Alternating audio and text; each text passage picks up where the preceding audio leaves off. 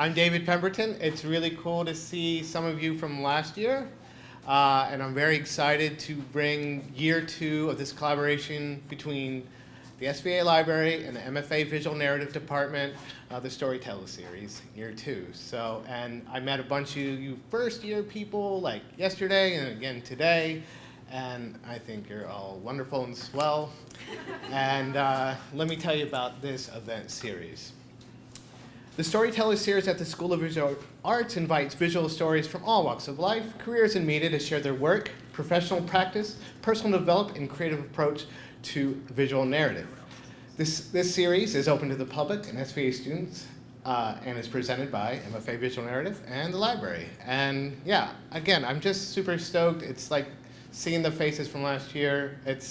I don't know, it's bringing back last summer. It was a lot of fun. We're going to have a lot of fun this summer. And with that, I want to bring on Lucia Spinelli. Hi, everyone. I'm Lucia Spinelli. I'm representing the Visual Narrative Program, and I've been kind of spearheading this amazing series that we've had. This is our second summer now. We're very excited to have Ben Snyder tonight. Before I begin, just a little bit about the Visual Narrative Program. MFA Visual Narrative is a low residency MFA program with 2 years online and 3 summers in New York City. It takes a visionary approach to storytelling that equally emphasizes creative writing and visual communication across media. When words and images come together, then they can create powerful visual narratives, stories that can touch hearts, change minds, and even change the way we see our world. Story first. That brings me to Ben Snyder. Ben Snyder has written, adapted, and sold a number of feature scripts. His feature film directorial debut, 1155, with Julia Stiles and John Leguizamo, is currently streaming on Showtime.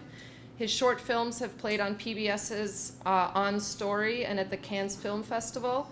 He was the story consultant for the Sundance award-winning documentary The Wolf Pack. Ben has developed television with HBO, BET, Channel 4, Lionsgate, and was a staff writer for the upcoming Netflix series Grand Army. His digital series Nobody's Nobody, starring Andrea Holland and Michael K. Williams, is in development at Warner Bros. Ben's plays have been produced at PS 122, the Vineyard Theater, Crossroads Theater, the Apollo Theater, New York Stage and Film, and at HBO's U.S. Comedy Arts Festival. His play Shoe Story was nominated for the NAACP Image Award. Another play of his, In Case You Forget, is published in the anthology Say Word, Voices from Hip Hop Theater. And he's a member of Labyrinth Theater Company and Writers Guild of America East. Ben teaches screenwriting and TV writing at Brooklyn College, Fairstein Graduate School of Cinema, Montclair State University, and St. Francis College. Please check out his work to see more of what he does at his website, twicepaper.com. So, without further ado, I welcome Ben Snyder. Thank you so much. Good evening. Good evening. This is going to be a little interactive, so could people fill these seats from the back, please? I would much appreciate it. You will be up here, not tonight, but someday when you're releasing your graphic novel, your photo exhibition, your animated whatever. You will do Q&As, and it's nice to not have a row of empty seats.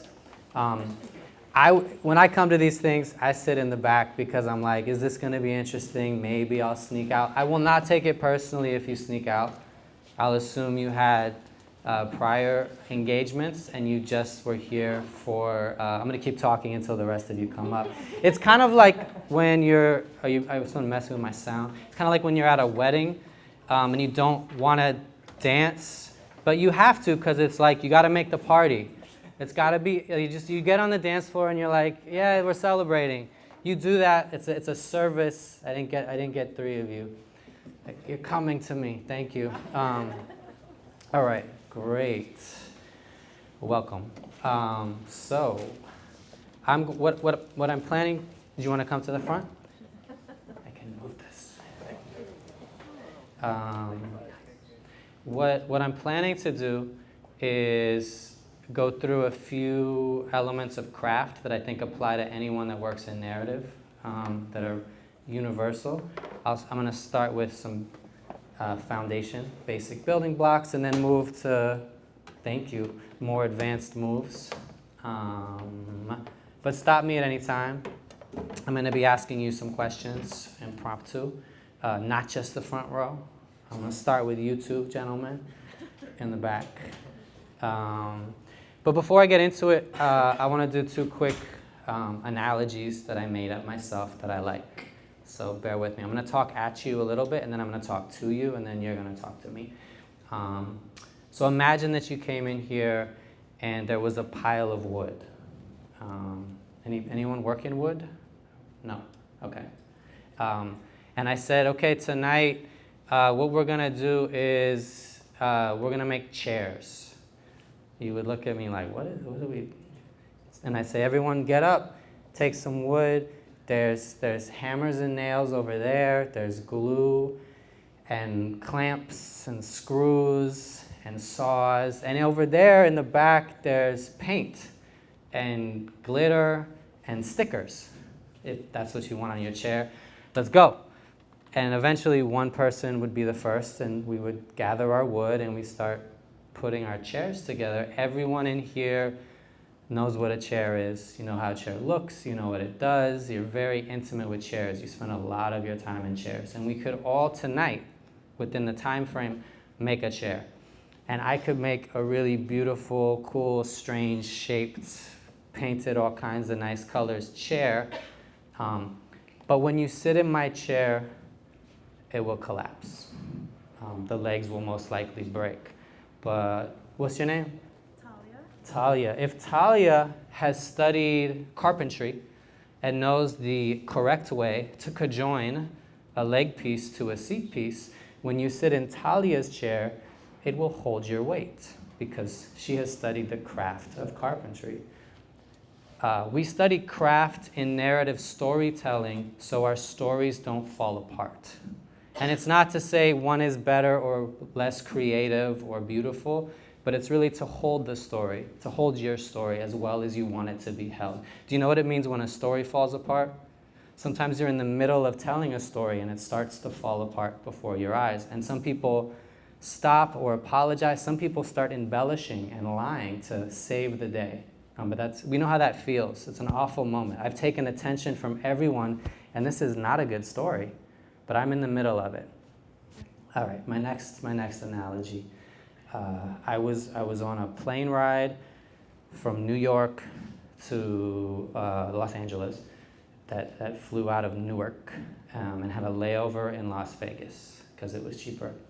And I ended up sitting next to a guy with some shoulders and some muscles and some tattoos and chatty. And he was on his way to fight somebody. So I talked to him. It was interesting. He's a professional fighter. He runs a gym out, not in Newark, another small city near Newark. And he trains people. And I looked him up afterwards. He has like a few thousand views. He's not a superstar, but he's like a mixed martial art fighter. And that's what he does for a living. And that's very different from what I do. So I was curious. And I asked him, I said, I haven't been in that many fights, and it's a blur. So I don't know. So I said, if my ambition in life was to just be really efficient at beating people up, if that's all I wanted to do, what's the best martial art? Just tell me the best, because there's so many. There's the Brazilian Jiu-Jitsu guys, there's the Muay Thai, there's Capoeira, there's the Sambo, really tough Russian, you know what I'm talking about? Some of you know what I'm talking about. What's the best? And he looked at me like I'd asked a stupid question, and he said, there's no best. Any martial artist that tells you their style is the best is not a real martial artist. It's like, oh, this guy's taking this very seriously. And I said, so what should I do? What do you recommend if I just want to get tough? And he said, pick one system. It doesn't matter. Could be Aikido, could be Judo, could be Kung Fu. Pick a system, master it, and it will be there for you when you need it. And he's thinking self-defense. I'm going to give you a system tonight, and I'm not going to tell you it's the best system, but if you master it, it will be there for you when you need it. Okay, I'm done with my analogies. I'm going to start with building blocks. This is basic, basic, basic, and then I'm going to move to the things that are born out of these ideas. The first words I'm borrowing from Aristotle, but and you probably heard them in your AP English class a long time ago or like last year. But I'm going to start there so we have a common language to build from. I'm going to start with protagonist. Protagonist. Can we see that? What is your definition, your working definition of a protagonist, or what you remember hearing? And there's no wrong answers. I'm not going to say that's wrong. Anyone want to jump in? Yes. It's a character in a narrative that the audience can relate most strongly to. Great. I saw another hand popping up. Yeah. Yeah, a main character that's going through some sort of change over time. Excellent. Yes. No. Glasses. Okay. Hero. A hero or a heroine. Now, if we have multiple characters, if we are in some sort of an ensemble, how do we know who our protagonist is? How do we identify them? They're hard to find in some stories. What is the distinguishing characteristic? Now, someone mentioned change. What was your thing again? You said A character that the audience can most strongly relate. We're relating to. I'm gonna suggest that it starts with wants. Right? It's someone that wants something. Some story theorists would go as far as to say your character description is a lie. The bio that was read of mine is a lie. All we are is our wants and what we do to pursue them. You all came to this program this summer because you have a want and this is how you're pursuing it. And that says more about your character than any adjectives. You get what I'm saying? So it's about a want, and hopefully it's a big want. Hopefully there's some emotions tied up in it, but someone who wants something. And then, actually, let's do a few. In the back, sir, can you give me a name of a character, any character, make it up, a name. John Smith. Say it again? John Smith. John Smith? Okay, great. John Smith is our character. What does John Smith want more than anything in the world? To be loved. To be loved. Great. And is this just to specify a little bit, does John Smith want romantic love or the love of family or community or God or community love? Okay. Wants to be loved by. Can I have a name? Elizabeth. Is that your name? Yes. Okay. A character name. Oh, sorry. It's okay. I'm picking on you because you're in the back. Make up a name. Lydia. Great name. What does Lydia want more than anything in the world?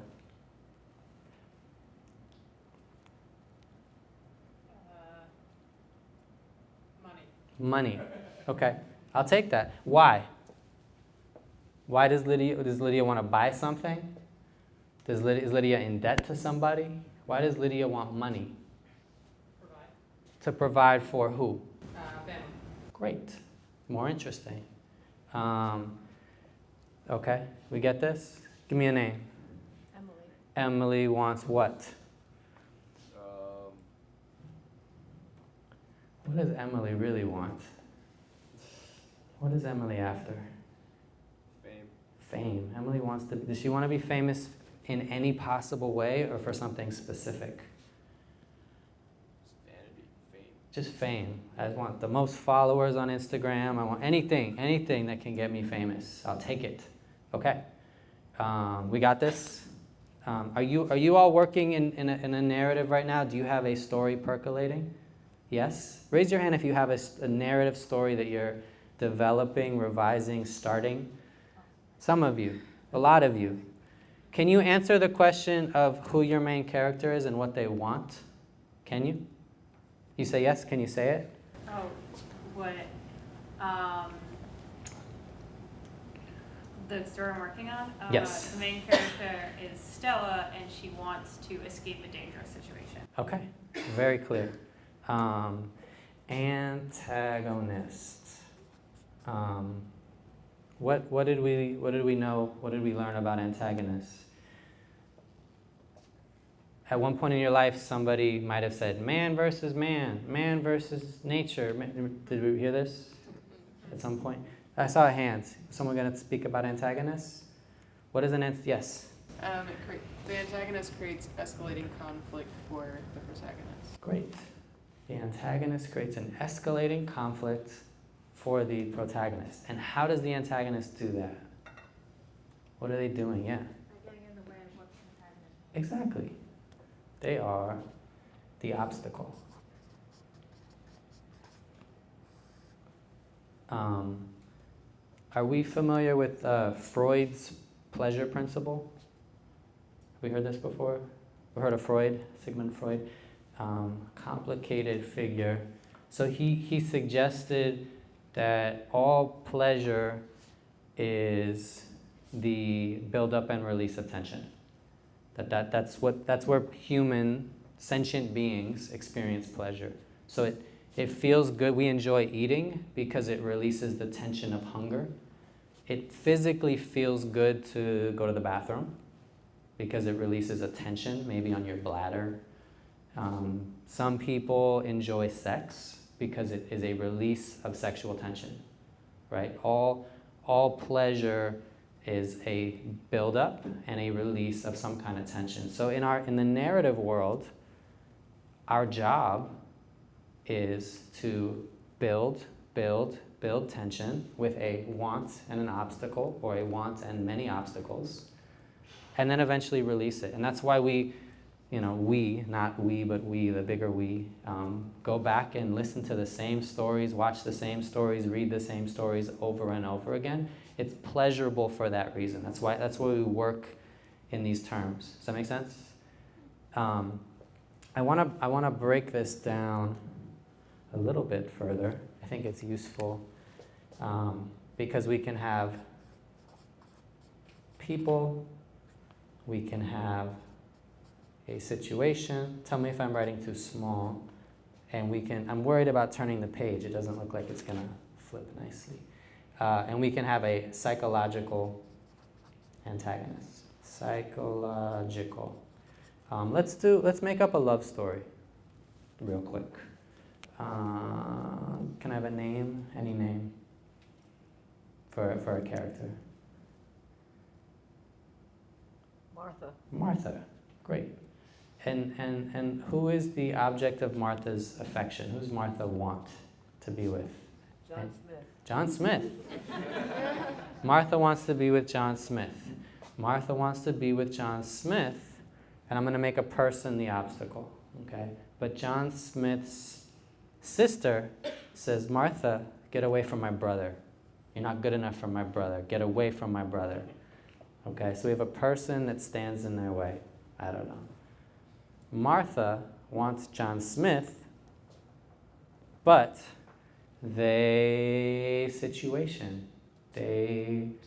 she's married. Martha is married, and this is a big deal that she wants to be with someone else. She doesn't want to leave her family, right? Thank you. She has a situation to deal with. Martha wants John Smith. John Smith wants Martha. They would be so perfect together. Everybody wants to see them together, but Martha doesn't think she's good enough for John Smith. She has this voice in her head, like, you're so stupid. Why would you think he would even look at you? And Martha is her own antagonist. Does that make sense? Let's see. Let's do a couple. Can I have a name? Rhonda. Rhonda wants what? Revenge. On who? What does revenge mean to Rhonda? Someone stole Rhonda's cat. Okay. So just to clarify, is the cat now dead, or is it about getting the cat back? Getting the cat back. Okay. And exacting some kind of revenge on the cat thief? Or is it just rescuing the cat? Maybe rescuing, yeah. Okay, so Rhonda wants to rescue her cat. Her cat has been abducted. Save the cat. She wants to save the cat. Why? What's stopping Rhonda from getting her cat back? Because it's the next door neighbor who she likes. Okay, like has a crush on? Her crush stole her cat. So the person she wants to be with stole her love, her cat. Nice and complicated. What kind of antagonist is this? What kind of obstacle is this? She can't get her cat back. It's a situation. Someone said psychological. These are not hard and fast rules. These are tools. These are strategies, right? It could be both. It could be kind of in the middle. Can I get a name? What does Andrew want? Andrew wants food. Is there a specific kind of food or just any food? Tacos. Okay. Tacos. And is there a specific? So there's this funny thing. The more specific we get, the more universal we get. That's another storytelling adage, right? So like, if you say tacos, that's even better. But if you say fish tacos or whatever, what kind of tacos does Andrew want? Street tacos from his hometown in a different country. Street tacos from a hometown in another country, and you said, and there's cauliflower in it. Cool. Why can't Andrew get tacos? What's the obstacle? Too far away. It's too far away? What were you going to say? Did you have one? No. No money? What? He lost his passport. He can't get. So what kind of antagonist is this? That's just a situation. Could we adjust this? Could we make it into a person that's stopping Andrew from getting those tacos? Is it possible? The guy selling taco banned from the restaurant. So the tacos he loves are made by a specific restaurant, and he's been 86th. There was an incident, and they're like, you can't come back, dude. That wasn't what happened is not okay. And you can't get them to go? No. We're not serving you these tacos. And now we have a narrative with some tension, right? And that's all we need. It could be as much as wanting to get to White Castle, right? Can you go back to your story? We're working on stories in here. Can you say what your character wants and why can't they get it? Can anyone? That's the key. That's the most important thing. I'm going to say a lot of other things, but that's kind of like the base. Who's working on something? Okay. Can you tell us? It's narrative. It's a story of some kind. Do you have a main character? Yes. What's your character's name? Deke. Deke. What does Deke want? He wants to go home to his small town and prove that he's made something of himself. Okay. He wants to go back and say, look, I did something in the world. Yes. To the town he came from. What is the obstacle of him doing that? Why can't he just go do that? He can't take it. It has to be given to him by the people. So he wants them to see him a certain way, and they're going to decide whether they see him that way? Okay. What type of obstacle is that? It could be psychological, it could be person, it could be a situation, right? It sounds like he has a deep need for external validation, which is a psychological condition a lot of us suffer from. Great. Thank you for sharing that. Any questions about this so far before we move on? And yes? Do you find that by making the antagonist very specifically one of those that, it becomes more, universal, like specific, like you were saying, like it just works better for your narrative? If you just pick one? Yeah. A lot of the things we like are a hybrid. Okay. I think. But what I mean by being specific is getting what they want as specific as possible and understanding where that comes from for them, and then what stands in the way is specific. Not the vague of, I want to buy something and I have no money is not as interesting as what thing might we want to buy. I want to buy this specific pair of shoes, right? Or whatever it is. Okay, so I'm gonna change colors. Very high tech. Okay. So, what do they want?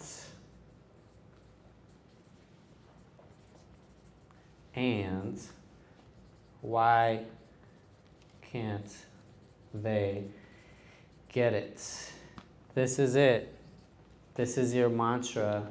If you can answer this question, you're good to go, right? You're ready.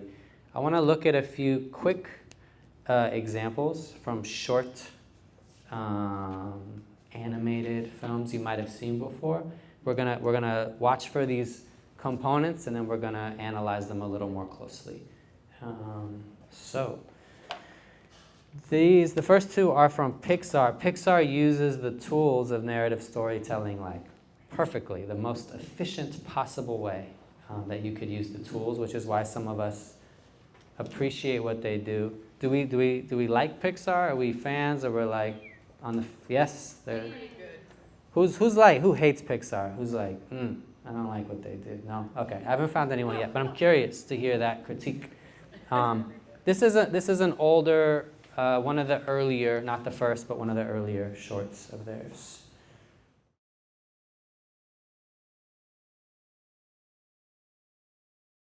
All right, let's discuss. I didn't make this, but clap for Pixar. But you showed it. I showed it. It's fun. Who's the main character? Snowman. What does Snowman want more than anything in the world? Get out. To get the girl, to get the babe. And why can't the snowman get the babe? Stuck in a snow globe. What kind of antagonist is this? It's purely situational. It's one thing. Okay. So I wanna pull out a few. They do so many things in such a short amount of time. That was like 3 minutes, no words. So the first thing I want to talk about is once you have these two things, you have the tension, what we call dramatic tension that this creates, and we start mapping how we're going to plot our narrative. One thing to think about is our tactics. What do we do to get the thing we want? What did the snowman do? What's the first thing he did to try to escape his surroundings? Anyone remember? The very first tactic. What did he do? Banged on the wall. He took off his nose. He's like, I'm gonna try my nose on the wall. And that didn't work. And then what did he do? He threw his fake house. And then what did he do? Jackhammer, his face fell off. And then what? He eventually got to dynamite. Do you notice anything about these tactics? There's an escalation, right? And with that escalation, so I'm sounding it out so I spell it right, escalation, and there's risk, right? And why? Why do we do that? How would this have played? Imagine if Pixar made this same story and the first thing he did was get out dynamite and blow up his world. And then the second thing he did was take off his nose and hammer it. How would that have played? Would that have worked as well? Why not? Why do we enjoy escalation? Tension. We're building the tension. Also in real life, we want something, we do the simple thing. And then that didn't work, we do something a little bit riskier. And next thing you know, we're doing something very outlandish to get the thing we want. And we enjoy that because we enjoy tension and hopefully the release of tension. Any thoughts about that? Another piece that they do very well in everything is these big emotions, hope versus fear. At any moment in our story, your story, we want to know what are we hoping for? What are we like rooting for? What's the rooting desire? And then what are we afraid? There's a little tension right here, right? What's going to happen? He's falling asleep. Am I going to say something? I'm a teacher too, so. But you know, you don't have to be. If I was your teacher, I'd say, go get some water, splash it in your face. But I'm not going to say that to you. That's fun tension. right? Hope versus fear. So what are we hoping? If we're rooting, right? A rooting desire is one we can get behind, right? A rooting goal. Are we rooting for the snowman? Were you kind of like, I want to see him succeed? Okay. And what are we hoping that he'll get? The girl. Why? What is it that represents to you? What he wants, right? Love, connection, right? We all want that. We all want to get out of our snow globes. It's something we can relate to and root for because it's something we want for ourselves. So we're hoping he can get the girl, and if he doesn't get the girl, what happens? Comedy happens as he doesn't, right? He's alone in the snow globe. Now, after he blows up his world with dynamite, he's now teetering on the edge of a table, and then he's falling. Now, what's the worst thing that could happen? He dies. Life's over. You shatter, and you don't exist anymore. Snowman. So he's falling through the air. So now it's death. And then he looks up and he sees, an emergency exit. How smart. And he gets out, and it's like, maybe he will find love. Hope. And he's falling, but he lands in a fish tank. Oh man, he's going to be alone forever. But then there's a girl in the fish tank. Hope, love. And then it falls on his head, right? Hope, fear. Do you see what they're doing there? What they're doing to your emotions? When we work in genre, whether the genre is some kind of action or horror or these big genres, they do it the most intensely, right? We just got away from the last zombie. Oh no, there's one in the trunk of the car now, or whatever the thing is, right? We know these tropes. But these are the big emotions. And the last adage that I'm going to pull from this, which I love, is one of you might have heard it before. I didn't make any of this up, by the way. And if it's online, I'll credit all the people that I know to credit.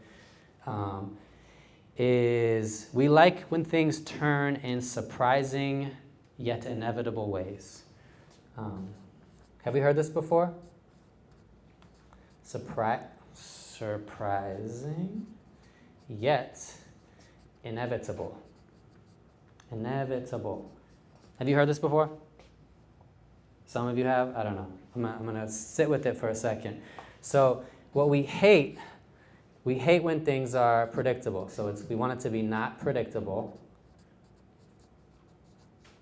But the other thing we don't like, I'm speaking for everyone in the world, we don't always like things to be random, especially at the end. They don't make sense in any kind of narrative logic. So imagine this same short we just watched. He does all these things. He finally gets the TNT. It cracks. And the water gets out, and he pushes through, and he goes and he gets the girl. Cool. There is an inevitability to that. He's trying to get out. He gets out. But it's kind of predictable. It's like, okay, he was trying to get out, and then he got out. I could have seen that coming. We don't like that. I'm speaking for all of us again. Imagine he's falling. He's teetered on the edge. He's falling. And then a bird swoops in and grabs him and takes him out a window that we haven't seen yet, up to a nest, and he's up there and like baby birds are pecking on the window. That's how some of us might end it. And it's like, yeah, that's funny, but it's random also, right? You've made us care about this one thing, and then you did this whole random ending. If you can surprise us and be inevitable, it's amazing. It's hard to do that consistently. Like big turns that we don't see coming in the story, but fit into the narrative logic of what we've established. Does that make sense? So that's a nice thing to strive for. And stop me at any time for questions or comments or whatever you got. Any questions or comments or whatever? No.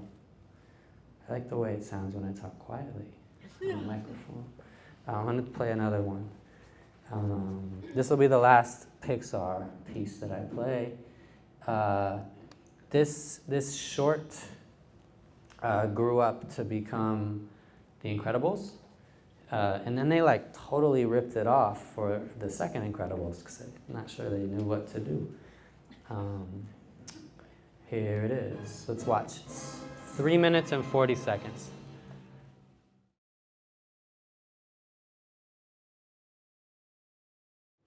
All right.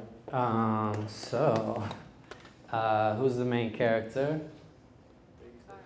The babysitter. And what does the babysitter want to do or achieve? What's the goal? Does the babysitter have a need? To babysit. Great. Simple. Very simple. And what is the obstacle? The baby. It's a person. And how is the baby the obstacle to the babysitter? Superpowered baby makes it difficult, challenging, or impossible for the babysitter to do her job, which is her grand passion, which is what she wants to do. So I want to pull out a few more strategies that they're using really well. The first one is they give us a framing device. What's the first scene? Where are we? She's recalling the whole thing. Right? So we're past an event, we're at an interrogation. What is the impact of this strategy? How does this affect you as audience? We know she'll be okay. Okay, we know she didn't die and something happened. There was an incident that required somebody in a dark room to do an investigation interview on tape. Right? That's a lean in. We're like, what happened? How would this have played if it started just with a babysitter showing up to babysit?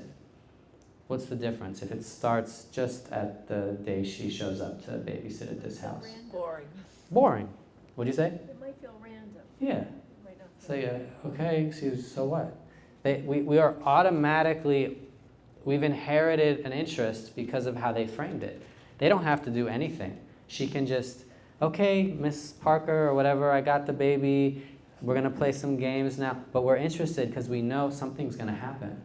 They've dangled that in front of us, and now we're gonna watch to see how it plays out. That's one use of a framing device, and we return to it at the end.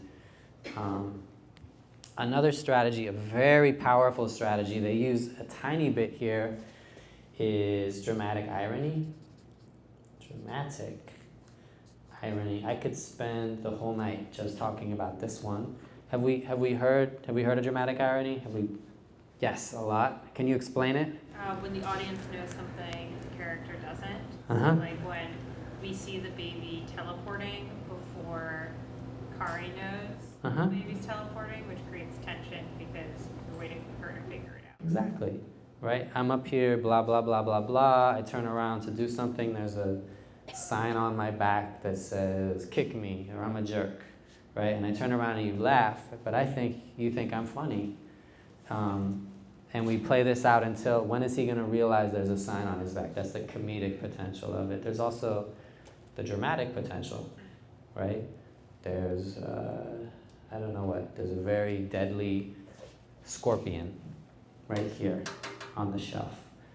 And our audience, whatever that means, whatever medium we're in, knows that. And I keep coming back here to mess with the computer, and the scorpion gets ready to kill me with venom, right? And there's a tension. Am I going to get stabbed? Am I going to find out the thing that the audience already knows? The most classic example, we've heard this, the Alfred Hitchcock bomb under the... do you want to hear this one again, or we've heard it before? Or say it. You want to explain it? It's suspense versus surprise. Yes. You have to choose. You can have one or the other. We can have... and this is, not the nicest time to talk about these things. This is Hitchcock classic, right? We can have a big explosion and there's carnage. That's surprising, shocking. Or we can have people sitting around having coffee and we see under a table a bomb counting down. 2 minutes. Blah, blah, blah, blah, blah. Trump, blah, blah, blah. 45 seconds. Blah, blah, blah, blah, blah. Game of Thrones, blah, blah, blah. 10 seconds, will they discover, or that's the tension, right? That's the suspense. You can choose surprise versus suspense. Where does the irony come in? So it's ironic because we know and they don't. That's I didn't name it. That's what it's called. It sounds like it's like silly, like, oh, how ironic.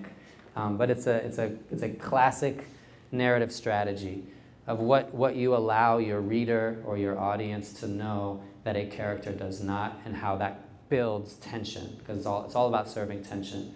And the tension, the longer you hold it, the more tension it has. So there's a moment in what we just watched where she's on the phone, some weird things are happening, and the baby floats up to the ceiling, and she didn't see that, right? They quickly release the tension because the baby pours milk on the babysitter's head, right? But if they kept that going longer, then it's like, ooh, when is she going to find out? And that's what's, I guess, ironic about it. Questions about that? You can do a lot with that, and you can go into, I don't know if is anyone revising something they've already created? Is that where we're at? Or we're like at brand new, or in Inception? Inception, okay. Revising. It's interesting to reapproach a moment, a scene, a panel, whatever you're working in, and say, is there any way some people could know things that others don't? Is that a more interesting take on this moment? These are all tools for your toolbox. You don't have to cram it in, but just to like have in your repertoire.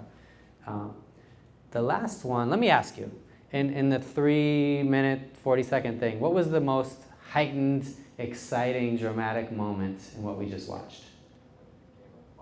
Fire. It was the most production value. We have operatic horror sounds. They got very loud. We have the flames rendered. Well, how did that work? Why was that the most dramatic?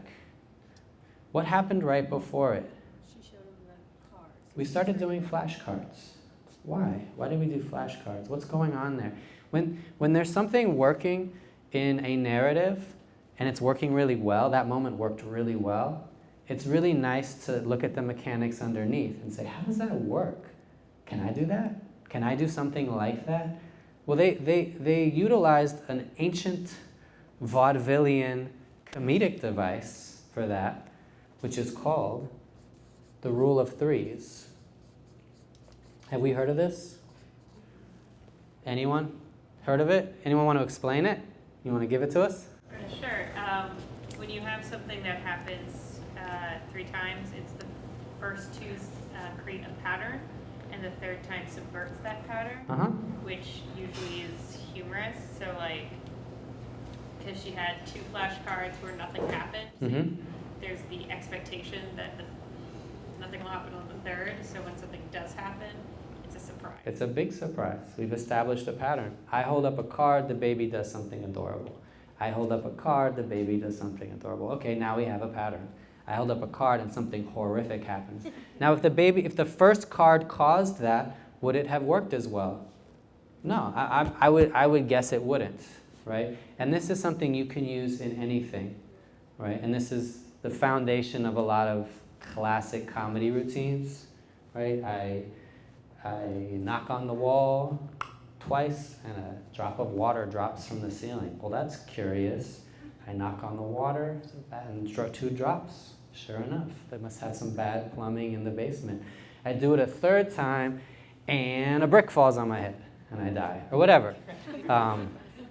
We establish a pattern and then we disrupt it with something surprising, shocking, hilarious, etc. But these are old strategies. Pixar did not make them up. They just do them very well, like by the textbook, perfect execution of the strategy. Is it cool to play something, one more little clip, like a 3-minute thing? So some people like Pixar. Most people like Pixar. But some people are like, that's not my style. My style's like gritty, or it's like messy, or it's like, I don't want it to be so clean and polished. Anyone feel that way about your stories? Like I'm not doing like cartoons for kids. I'm doing something. So I'm gonna show you another cartoon. It's not for kids though. But this is an example of taking the tools and rather than having them work perfectly on the surface, burying them a little bit and getting the tools a little bit dirty, making it a little messy. And this might speak to some of you that are like, while I appreciate Pixar, that is so far from my aesthetic and how I want to tell stories. This is the last clip I'm going to show, and then we'll get into something else. This is called Talking Cure.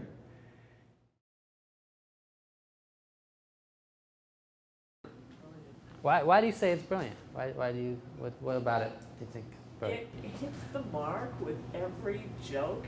The lead-ins and the payoff are just hit the mark. So comedically. The timing, yeah, and comedy is all about timing. Yeah. Right? Not a Pixar.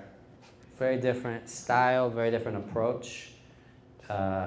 Anyone feel like this is more in line with maybe your aesthetic? Some of you, no? I don't know. Maybe you, okay. I don't know anything about your project. I wish I did. I'm hoping some of this might be useful. So who's our main character in this piece?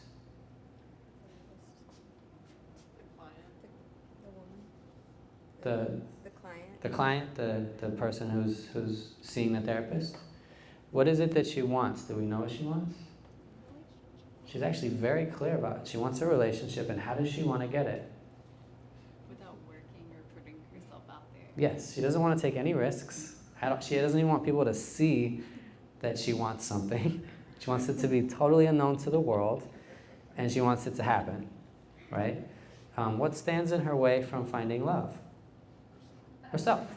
Like all these obstacles she's created. So there's something deceptively complex about the structure here. We're at the end we have a voiceover narration, right? And what are we seeing? What is she doing? What's happening at the very end? Yeah? She's updating her private profile. She's writing the private profile. This is my perfect day. She's updating it, right? She's maybe creating it. And what happens at the very end? What's the last thing that happens? She gets seen by who? Who sees it? An IT guy, an administrator of the, so she may have already gotten the thing she wants and doesn't know it yet, right? So it's actually, it feels very loose and fun and hilarious, but there's a method to the madness here. They're doing something really smart structurally too. And you can again, I don't know if there's a better way to say this, but I think about putting the tools on the surface and we can feel them and see them, or burying them in the dirt of our story and getting them nice and messy so they're not as obvious. Does that make sense? Because we have a lot of different styles, and there's not one way to use these tools. They've been used for thousands of years since we all gathered around fires and told stories and created language everywhere in the world. Not to get all Joseph Campbell on you. But it's true. You got my joke. Thank you. All right. Any questions? I'm going to make this screen dark so it's not shining. Yes? Can we talk about what the psychiatrist character is doing for that story? Great. I have ideas. What do you think the psychiatrist character is doing for that story? Is adding an additional character. Okay. You have a thought? You feel almost an obstacle because you realize she's a bit of a bad psychiatrist. Mm-hmm. What is she doing for a lot of the session? Talking about herself, right? This is maybe the sign, maybe. I know that can be a strategy in therapy, is to like relate. She's talking about herself. What was she doing when she was young? Maybe. Being a bully. She was a bully, right? She might have put leashes on girls' necks. Maybe. We don't know. Our main character, what kind of person is she? Gentle, right? So for me, she's a counterbalance. She's the opposite, right? She's showing someone who lives and moves in the world in the opposite way, which helps me understand both characters in conversation with one another. And it's fun to have them in a therapy session, right? She's trying to help her, and she's maybe the worst person on earth to help her with her problem. Great. Any other thoughts or questions before we move on? Can I get what time is it? How are we doing? 7:40. Okay, cool. I want to do one more tool, a big one. and then I'll check in with you and see if we want to do like a more conventional Q&A or we want like more of these things, more tools. So the big one that I wanted to make sure I got to is stakes.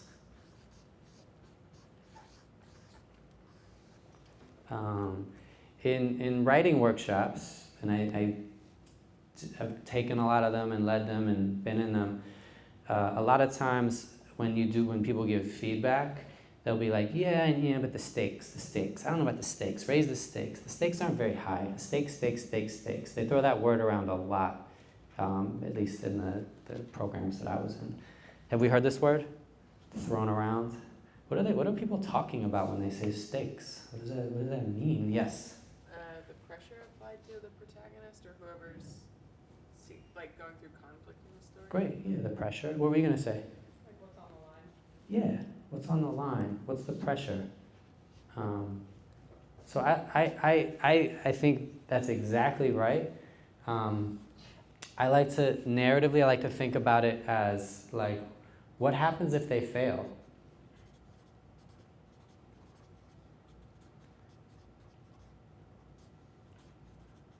As a way to think about stakes. So what's on the line? You could just say consequences.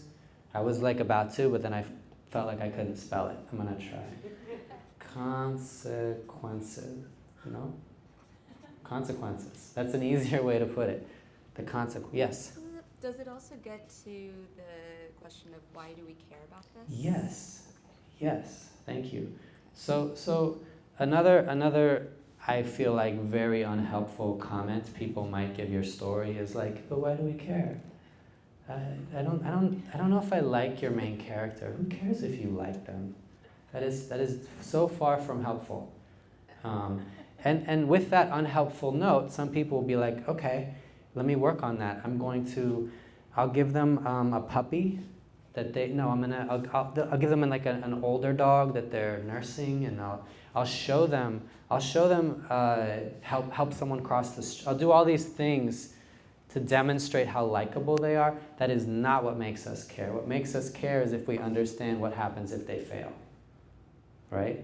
It's working in the wrong direction. When we clarify the stakes, then we get a buy-in from our reader, from our audience, from whoever is looking at your work or experiencing your story. Let's go back to, what was the love story we were working on? What were those names? It was it wasn't John Smith, was it? Martha wants John Smith? Is that it? Okay. So if Martha wants John Smith and there's some kind of obstacle, whether it's John Smith's sister, oh, she's married, that's the best one. She's married, she wants John Smith. Now, what happens if she doesn't get John Smith? And let's not add anything to it. Let's just say, assuming there's nothing else to know, she doesn't get John Smith.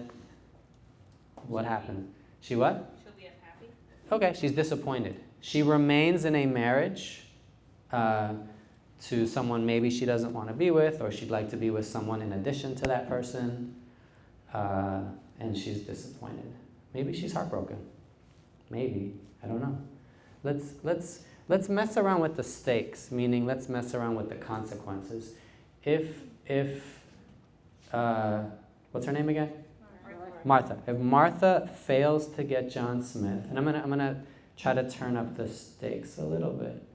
If Martha fails to get John Smith, she won't get tenure at her university because John Smith's on the committee. I don't know. Who cares? If Martha doesn't get John Smith, she'll die. Ooh, I just turned it up really high because her partner is gonna kill her. I'm gonna turn it down a little bit. Not so crazy. She needs to get John Smith because she needs to stay alive, but it's not like someone's gonna kill her. It's if they're together, she can get the bone marrow transfusion. Yeah, Stay in the country. She can stay in the country. Oh, that's cool. I like that. Now, what happens to her partner? Are they going to get sent because she's married. So I'm assuming she's not married to a citizen.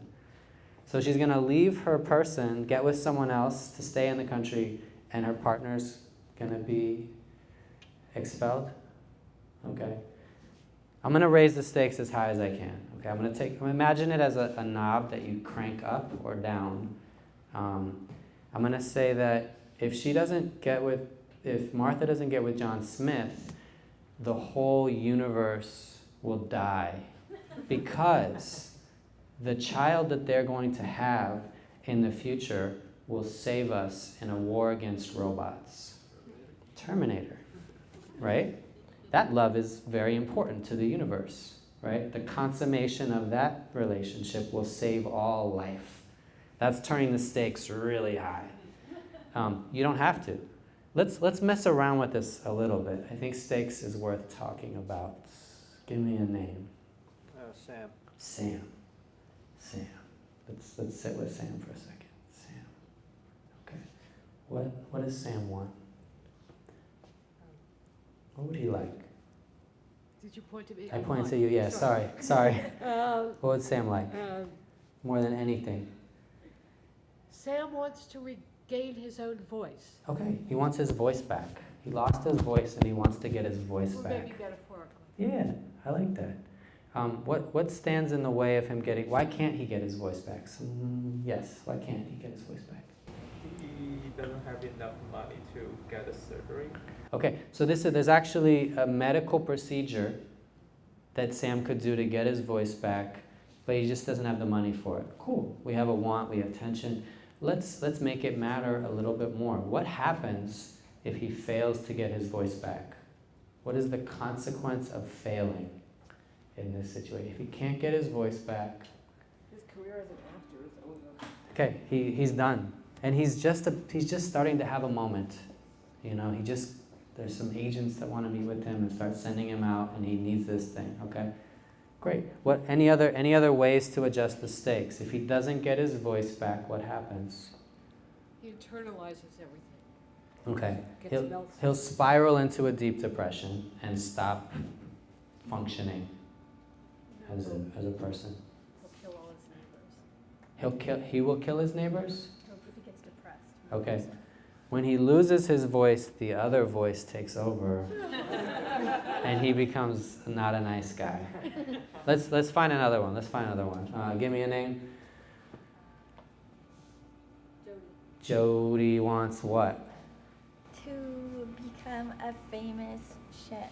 Okay, Jody is there a type of cuisine or? Yeah, Italian. Okay, Jody wants to be an Italian chef, like real Italian or Italian American? Real. Real Italian, good. What stands in the way? Why can't Jody be a famous? She cannot taste things well. Okay, Jody has no taste. Some chefs say that people with limited taste are better. They say like smokers are better chefs because they over season. I don't know if that's true. But we'll say, have you heard that before? No. In the restaurant industry, you've heard that? Okay, no taste wants to be a famous Italian chef. Now, okay, other than being disappointed, if Jody fails to become a famous Italian chef, what happens? What's the consequence? She's from a long line of chefs, so she'll disappoint the family. Okay, she'll be disowned, and she won't get her inheritance. And she'll be not allowed to be part of this family, right? She's getting kicked out of her family. That's we didn't turn it up to like Terminator 2, but the stakes have raised, right? And we're like, I see why this matters so much, right? Anything else? If she doesn't become this great Italian chef. She'll have to go back to her day job that she hates. Okay, sure. And it's actually demeaning and abusive. Okay, and now we're like, oh man, I want her to have her grand passion because I want my grand passion. I don't want to have to go back to that thing I don't want to do. Let's do one last one. Name. Alex wants what? Visit the moon. Why can't Alex visit the moon? What stops Alex from visiting the moon? Say it again? Okay, like he hasn't been trained properly by NASA? Okay. Wants to go to the moon, doesn't have the training. Okay, this is a situation, I'm assuming. Why does it matter? What happens if he doesn't get to the moon? What? His dad was an astronaut and left something for him on the moon. Ooh, ooh. And now I'm interested because there's a family tie, but there's also a mystery. What did he leave him? Right? Mysteries make me care more. Right? I want to get to the last page. I want to finish the film. I want to know what was left on the moon. You see how this works? Stakes can be further subdivided into 3 categories: external, internal, and philosophical.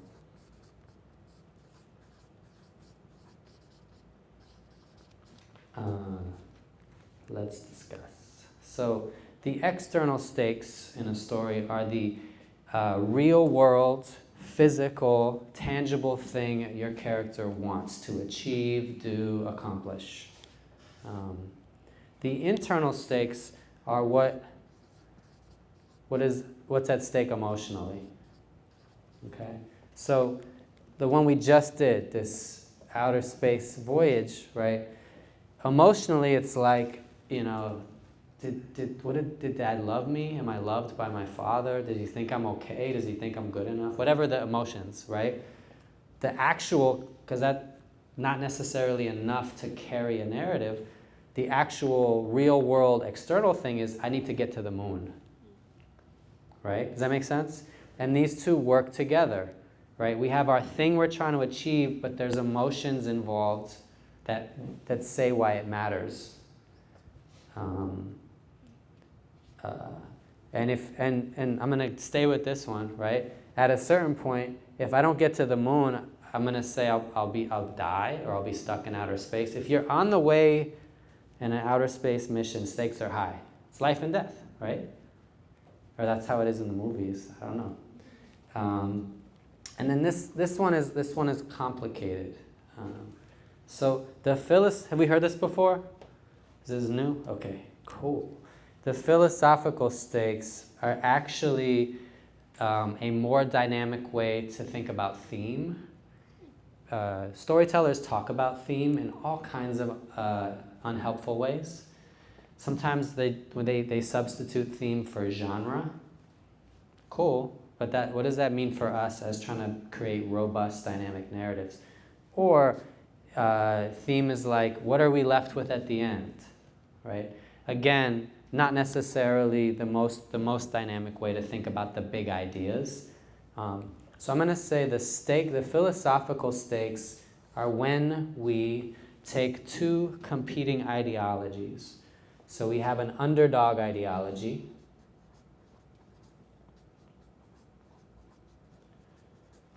and then we have a dominant ideology. And I'm going to say dominant and oppressive.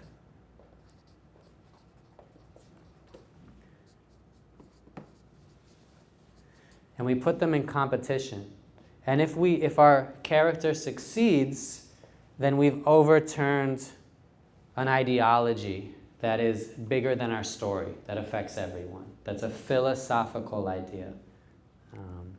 So I'll do one quick example, and then we can play with this a little bit more, which is the best example I know is the movie Star Wars, the original, 1977, A New Hope. Have we seen this? Has anyone not seen it? It's okay. That's okay if you haven't seen it. No judgments. So I'm going to catch you up real quickly. There's a kid named Luke who works on a farm, and what does he want? To get out of his outer space. What does he want to be? Rebel pilot. He wants to be a rebel pilot, right? He wants to get involved. There's a war going on, and he's like, I want to get off the farm. I want to get into the action. And his uncle tells him what? Says what? No, I need you at the farm. We need you at the farm. And there's a moment where he looks off at the 3 setting suns, and music is swelling, and he's like, I just want to not be here. Am I going to be stuck at this farm my whole life, or can I dream of something greater, right? And a lot of things happen. I'm going to skip ahead in time. And he saves a princess, his friend dies, blah, blah, blah. It's the very end. He's made new friends, he's lost some friends. And there's a final mission he has to do. What does he need to do at the end of the movie? He needs to destroy something. The Death Star. So he has external stakes, destroy the Death Star. If he fails, what happens? The rebel base is destroyed. So the whole rebellion is crushed, right? And who are they fighting with? The Empire, the evil Empire. P.S. That's us. Internally, what's at stake for what are the emotions inside of Luke? What are we feeling? He wants to feel like a hero. Am I allowed to be a hero, or am I just some like podunk farm kid? Am I allowed to be great? Can I be great? Is this real? Can I believe in myself? And then the ideologies. What's the ideology of the Empire? What do they believe in? What's their worldview? How do they think the world should work? The dark side, yeah. Fear and control. Fear, control, intimidation, power, right? And we take what we want, and if you're in our way, we'll kill you, right? That's the Empire. That's what empires do. That's how they move. Now the rebels, what's the world they want to build? It's not the Empire, but what is it? We can't just be against something. We need to envision what we want. What are the rebels about? What do they represent to us? Cooperation. Can we be community? Can we take care of each other? Instead of living in fear, domination, and selfishness, can we actually be communal? Can we have a love ethic that drives us, where we take care of each other? Are we allowed to do that? Okay, so these are like what we're looking at. So the very end of the film, and when this film was shown all over the world in many, maybe every language, at the end of the movie, people jumped up and screamed. Like it hit theaters in a way no other movie maybe has since. And a lot of that had to do with the stakes at play. So within 22 seconds, and I'll just talk you, should I show it to you? I'll just show it to you. I have it right here. I'm going to show you the last minute of this film, and then I want to unpack it. Let me find it. Star Wars. And have it print. Maybe Hope, A New Hope. Sorry, guys. I'm not finding it. I'm going to tell you what happens. Okay. You had a movie about Star Wars States. I did? That's probably, thank you. It's very small on my screen. Can you edit this moment out of the talk? There it is, thank you. All right, blah, blah, blah, blah, blah. Okay, important to know, the guy he's been in, he hired a guy to fly him to save a princess, Han Solo. They did that successfully. Now there's the final battle. Han Solo says what to him? He says, I'm out of here. This is a suicide mission. I didn't sign up for this. Bye. Good luck. Nice knowing you. And they fly out, and there's a lot of fighting in the sky, and people are being killed. And this guy, Darth Vader, he gets behind people, he locks them in, and then he kills them. And these are people, some of these people we care about. So I'm going to cut to the end, the last few minutes.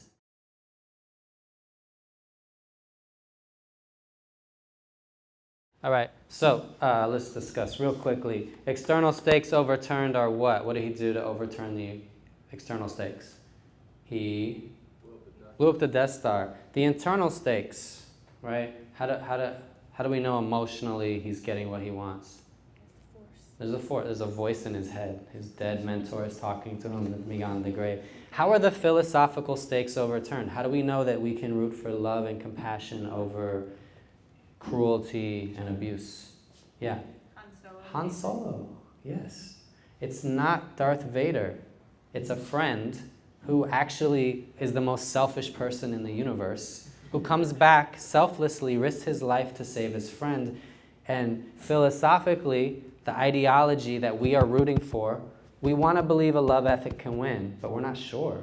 We look at the world, we're like, does a love ethic really win?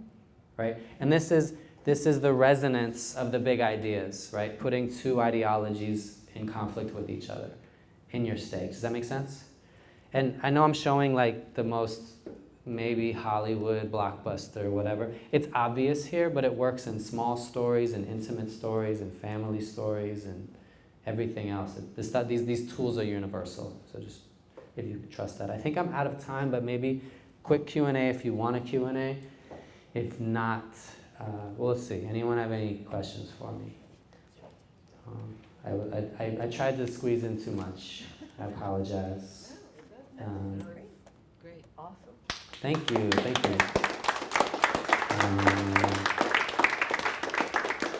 All right. And enjoy the rest of your intense summer program. All right. I have a quick question. Quick question. How yeah. did you become a storyteller? What brought you into this? Professionally, I started in theater as a playwright. I liked telling stories as a kid. I was told that was something I was good at. People let me cut in line in the cafeteria because I had written a good story. But I started in the theater, and then I ended up doing film, and then more recently television. But that was my trajectory. Yes? So when you start with an idea, Yes. how do you personally pull that idea out of you? Like, what is your process? It depends if it's something I'm an expert at, in that it's in part of my lived experience. I'll procrastinate doing a lot of research. That's helpful, but it's also me avoiding the work I need to do, if you know what I mean. But then I'll go to these questions. Main character, what do they want? Why can't they get it? What's at stake? And build from there. So I start with a big thing. I want to look at. I can do real examples like right now.